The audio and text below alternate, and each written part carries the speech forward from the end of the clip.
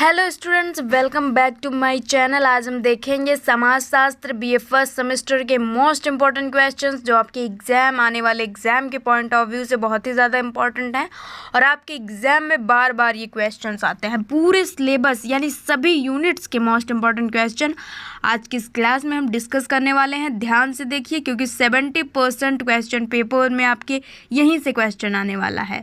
चलिए स्टार्ट करते हैं। जैसा कि हमने कहा, देखेंगे मोस्ट इम्पॉर्टेंट टॉपिक्स और साथ ही आंसर के साथ में बहुत ही ईजी तरीके से आपको समझाने का प्रयास करेंगे। चलिए स्टार्ट करते हैं।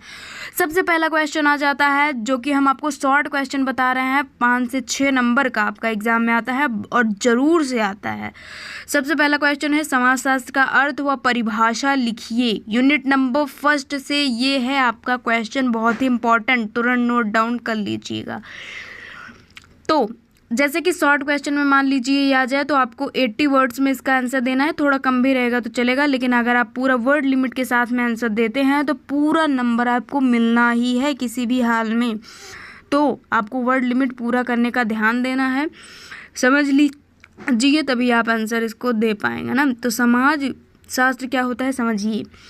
समाजशास्त्र का वैज्ञानिक अध्ययन, समाजशास्त्र में जो है समाज का वैज्ञानिक अध्ययन किया जाता है। ये लाइन रट लीजिए। फिर समाजशास्त्र शब्द जो है वो सोशियस और लोगोस से बना है। सोशियस का मतलब होता है साथ रहना और लोगोस का मतलब होता है ज्ञान। तो अगस्त काम्टे ने क्या कहा है?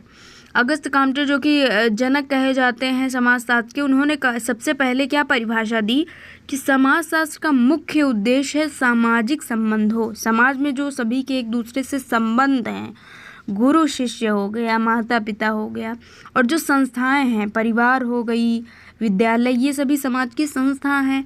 मूल्य और नियम, समाज में जो रीति रिवाज, नियम कानून बनाए गए हैं, इन सभी का अध्ययन करना ही समाजशास्त्र में हम इन सभी का अध्ययन करते हैं। यह हमें यह समझने में मदद करता है, यानी समाजशास्त्र हमें यह समझने में मदद करता है कि कैसे समाज कैसे कार्य करता है, उसमें कैसे परिवर्तन आता है। तो ये है समाजशास्त्र का अर्थ और इसकी परिभाषा। अगर आप इतना लिख देते हैं अपने एग्ज़ाम में 3 पॉइंट्स, जैसे कि पहले हमने पढ़ा समाजशास्त्र है क्या, फिर इसका थोड़ा अर्थ जान लीजिए और फिर एक परिभाषा लिख दीजिए। इतने से आपको पूरे नंबर मिल जाएंगे। आइए देखते हैं नेक्स्ट इम्पॉर्टेंट क्वेश्चन को। फिर आता है सेकंड इम्पॉर्टेंट क्वेश्चन जो कि आपका है यूनिट नंबर 3 से। सभी यूनिट के क्वेश्चन देखेंगे हम, आप बिल्कुल भी चिंता मत करिए, लॉन्ग शॉर्ट सभी टाइप्स के। और हाँ, प्लेलिस्ट जाके चेक कीजिए, बहुत ही आसान तरीके से बहुत ही इम्पॉर्टेंट क्वेश्चन आपके एग्जाम के लिए हमने वहाँ पर बताए हुए हैं। और हाँ, अगर क्लास पसंद आए तो प्लीज़ लाइक शेयर सब्सक्राइब करना मत भूलिएगा। आइए देख लेते हैं शॉर्ट क्वेश्चन। ये भी है 80 और 100 वर्ड्स में इसका आंसर हमने दिया हुआ है। ऐसे ही आपको आंसर लिखना है, बस आप समझ लीजिए तभी आप लिख पाएंगे। समाज और समुदाय में अंतर क्या होता है? सबसे पहले समझेंगे समाज क्या होता है और फिर समझेंगे समुदाय क्या होता है, फिर देखेंगे क्या अंतर है। तो समाज क्या होता है सबसे पहले आप समझिए। समाज एक व्यापक संगठन है। संगठन का मतलब कुछ लोग मिलकर ही समाज को बनाते हैं। एक लोगों से समाज बनेगा नहीं, एक लोग रहेंगे तो जिसमें विविध संस्थाएं, संस्था का मतलब हमने आपको बताया ही, परिवार, धर्म, ना, और कुछ नियम और भूमिकाएं होती हैं समाज में, इसीलिए इसे व्यापक संगठन कहा जाता है। यानी समाज जो है व्यक्तियों से, संस्थाओं से, व्यक्ति समूह कह लीजिए, समूह से, संस्था से और कुछ नियम और भूमिका, इन सभी से मिलकर जो है, इन सभी संगठनों से मिलकर हमारा समाज बनता है। और समुदाय क्या होता है? समुदाय सीमित क्षेत्र में रहने वाले लोगों का समूह है जिसमें आत्मीयता और स्थायित्व होता है। यानी एक सीमित क्षेत्र है, जैसे एक कस्बा हो गया, एक मोहल्ला हो गया, उसमें जितने लोग रह रहे हैं, सीमित क्षेत्र, उन सभी लोगों का जो है आपस में जुड़ाव होता है, एक दूसरे के साथ सहयोग से रहते हैं, अपनेपन की भावना होती है, यही होता है समुदाय। और समाज जो होता है वो एक व्यापक रूप से होता है। अब उदाहरण, जैसे भारत एक समाज है, भारत एक समाज है और समुदाय एक छोटा सा गांव, समुदाय बहुत छोटा होता है और समाज के अंदर हम पूरे भारत को लेते हैं। तो ये है मुख्य रूप से अंतर समाज और समुदाय में। आइए देखते हैं third important question. Third important question आता है परिवार की विशेषता क्या होती है। परिवार, जो कि यूनिट नंबर 4 का मोस्ट इम्पॉर्टेंट क्वेश्चन है।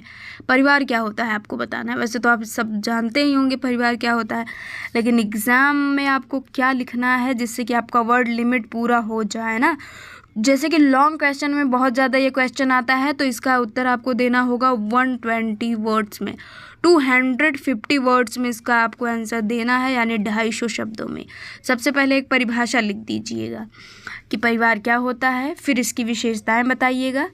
तो परिभाषा में आप लिखिएगा कि परिवार सबसे प्राचीन और सार्वभौमिक संस्था है। संस्था जैसे कि अभी हमने बताया, संस्था में परिवार आता है, ये समाज की एक संस्था है परिवार। तो आप सबसे पहले लाइन यही लिख दीजिएगा, रट लीजिए कि परिवार समाज की एक संस्था है, एकदम सिंपल तरीके से। यह रक्त संबंध, विवाह और दंतक पर आधारित होता है। परिवार में रक्त संबंधों के द्वारा सब बंधे होते हैं ना, बस ये लिखिएगा, अपनी भाषा में लिखिए, बस समझ लीजिए आप। फिर आता है विशेषताएं, पूछा गया है क्वेश्चन में, विशेषता लिखनी होगी। इसमें जैविक आधार होता है, सार्वभौमिकता, प्राथमिक समूह, और ये प्राथमिक समूह होता है क्योंकि बच्चा जब जन्म लेता है सबसे पहले परिवार में, इसीलिए इसे प्राथमिक समूह कहा जाता है। और ये जैविक आधार होता है, सार्वभौमिक होता है, यानी सभी जगह पाया जाता है। परिवार विश्व के किसी भी कोने में ढूंढ लीजिए, परिवार सबका होता है। प्रकार क्या होते हैं, कितने प्रकार का होता है परिवार। एक संयुक्त परिवार होता है, एक एकल परिवार होता है। दादी दादा चाची चाचा सब साथ में रहे हैं तो वो संयुक्त परिवार हो गया। एकल परिवार में केवल आप रह रहे हैं, आपके मम्मी पापा रह रहे हैं, आपके जो भाई बहन हैं सगे वो रह रहे हैं। फिर आ जाता है महत्व, क्या पूछा गया है। मान लीजिए लॉन्ग में जैसे है तो आपको ये सभी लिखना होगा, और ये नहीं कि आप सोचे कि लॉन्ग कौन लिखे कौन याद करे, ये सब छोड़िए। बस आप ऐसे भी केवल पूछा जा सकता है कि केवल शॉर्ट में पूछ लिया जाएगा कि प्रकार क्या होता है, महत्व क्या होता है। तो जितना पढ़े रहेंगे वो तो आपके काम का ही रहेगा। ये मत सोचिएगा महत्व नहीं पूछा गया तो इसको क्यों पढ़ें। फिर आता है महत्व, ये है कि ये सामाजिकरण के लिए और परंपरा का स्थानांतरण और भावात्मक सुरक्षा देता है परिवार। यानी परिवार जो होता है, ये जैसे कोई बच्चा परिवार में आया, सबसे पहले जन्म लिया, तो परिवार ही उसे सिखाता है समाजीकरण, समाज के हिसाब से उसे ढालता है, उसकी परंपरा उसे सिखाता है। और भावात्मक सुरक्षा मतलब कि जैसे कोई बच्चा है, सबसे पहले उसका ख्याल जो रखेगा माता पिता, तो भावनात्मक रूप से जुड़ाव होगा, वो सुरक्षा देते हैं उसके परिवार वाले। फिर सबसे लास्ट में आप केवल एक लाइन में निष्कर्ष लिख के एक आंसर कंप्लीट कर दीजिएगा, लेकिन निष्कर्ष लिखना मत भूलिएगा। निष्कर्ष में आप लिख दीजिएगा कि परिवार ही समाज की आधारशिला है। इस तरह से आपका क्वेश्चन ये होता है कंप्लीट। आइए देख लेते हैं next important question, question number 4। Question number 4 में आता है कि यूनिट नंबर 5 से इम्पॉर्टेंट क्वेश्चन है। सभी यूनिट्स का इम्पॉर्टेंट क्वेश्चन देख रहे हैं, साथ ही लॉन्ग शॉर्ट सब कुछ देख रहे हैं। लाइक नहीं किया तो जाके तुरंत कर दीजिए। आइए देखते हैं। संस्कृति और सभ्यता में अंतर पूछा जाता है। बहुत ही ज़्यादा ये क्वेश्चन मोस्ट फेवरेट है टॉप लेवल का। तो शॉर्ट क्वेश्चन में मान लीजिए आएगा, बहुत ही ज़्यादा आता है चूँकि, तो 100 शब्दों में इसका उत्तर दे दीजिएगा। सबसे पहले समझिए संस्कृति क्या होती है। तो संस्कृति है जीवन जीने का तरीका, इसे ही कहा जाता है संस्कृत। अब उसमें चाहे आपका रीति रिवाज शामिल है, भाषा शामिल है, परंपरा शामिल है, कला शामिल है, ये सभी जो है आते हैं परिवार। परंपरा और कला, रीति रिवाज, इन्हीं सबसे मिलकर ही हमारी संस्कृति बनी है, जो हमें जीवन जीने का तरीका सिखाती है। फिर दूसरा पूछा गया है कि सभ्यता क्या होती है। तो सभ्यता भौतिक उन्नति, जैसे कि भवन हो गया, तकनीक हो गया, परिवहन हो गया, ये संस्कृति की आत्मा है। और सभ्यता शरीर है। जैसे कि शरीर हम देख लेते हैं तो भवन, सभ्यता को भी हम देख सकते हैं, भवन तकनीक, और आत्मा को नहीं देख सकते। उसी तरह हमारी संस्कृत भी होती है। तो इसमें अंतर यही है मुख्य रूप से कि संस्कृत जो होती है वो स्थायी होती है, जबकि सभ्यता जो है वो बदलती रहती है। जैसे कि भवन है तो वो बदलना ही है कभी ना कभी, और तकनीक, परिवहन, ये सभी बदलते हैं। इसके बाद क्वेश्चन आ जाता है सहयोग और संघर्ष क्या होता है। यूनिट नंबर 6 का मोस्ट इम्पॉर्टेंट क्वेश्चन है सहयोग और संघर्ष। टॉप लेवल के क्वेश्चन सभी बता रहे हैं, ये कुछ ज़्यादा ही फेवरेट क्वेश्चन है एग्जाम में आने वाला, तो इसको ध्यान से देख लीजिए आप। लॉन्ग क्वेश्चन में पूछा जाएगा तो आपको पता ही है कितने शब्दों में आंसर देना है, बस आप समझिए। हमें विश्वास है कि आप जरूर से लेके आएंगे, अच्छा नंबर लेके आएंगे। तो सहयोग क्या होता है। सहयोग समाज का आधार है, लोग मिलकर कार्य करते हैं, यही कहलाता है सहयोग। जैसे परिवार में माता पिता बच्चे मिलकर कार्य कर लेते हैं, विद्यालय में जो है मित्र लोग एक दूसरे की सहायता सहयोग करते हैं, पंचायत में, यानी हमारा जो समाज है ये सहयोग उसकी एक बहुत ही महत्वपूर्ण प्रक्रिया है। सहयोग यानी एक दूसरे की मदद करना। उसके बाद आता है कि संघर्ष क्या होता है। संघर्ष का मतलब होता है टकराव, हितों का टकराव। जैसे कुछ लोग संघर्ष कर रहे हैं, यह प्रगति का साधन भी है, यानी संघर्ष से केवल हानि नहीं होती, अपितु कुछ ना कुछ लाभ भी होता है। संघर्ष का मतलब केवल ये नहीं है, आप समझिए लड़ाई झगड़ा हो गया। एक मानसिक संघर्ष भी होता है, जैसे किसी के बहुत सारे संघर्ष होते हैं, देश देश से हो सकता है, 2 व्यक्तियों में हो सकता है, 2 समूहों में हो सकता है।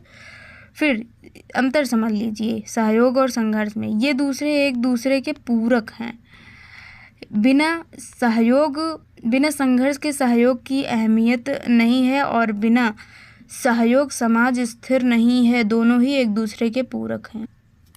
तो ये हो गया क्वेश्चन नंबर 5। क्वेश्चन नंबर 6 देख लीजिए, यूनिट नंबर 7 से है ये क्वेश्चन, इम्पॉर्टेंट है कि सामाजिक संरचना क्या होती है। सामाजिक संरचना क्या होती है, तो सामाजिक संरचना जो है, समाज की संरचना समाज की आंतरिक व्यवस्था है। किन चीज़ों से मिलकर हमारा समाज जो बनता है, यही संरचना कहलाती है। इसमें जो है संस्थाएं आती है, जैसे परिवार, शिक्षा, धर्म, भूमिकाएं, जैसे कि मापदंड, मूल वैल्यू, समाज के जो मूल्य हैं, यह सभी समाज को स्थिरता व व्यवस्था लाती है। इन्हीं सभी से मिलकर हमारा सामाजिक संरचना बनी हुई है, हमारे समाज की संरचना, हमारा समाज बना हुआ है। सबसे लास्ट में हम देख लीजिए कि जो है आपके एग्ज़ाम में सबसे ज़्यादा रिपीटेड क्वेश्चन आते हैं पूरे बुक के, पूरे सिलेबस के, पूरे समाजशास्त्र के।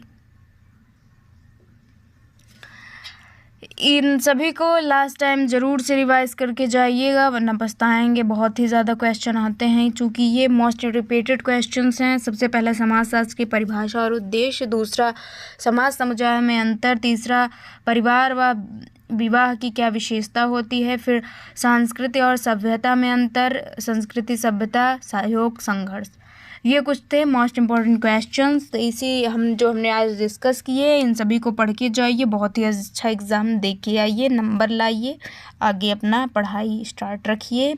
मिलते हैं नेक्स्ट क्लास में, तब तक के लिए कोई डाउट हो तो प्लीज़ कमेंट करिए, लाइक शेयर सब्सक्राइब करना मत भूलिएगा। डियर स्टूडेंट्स, बहुत ही अच्छे टॉपिक पर क्लास चाहिए तो कमेंट करिए।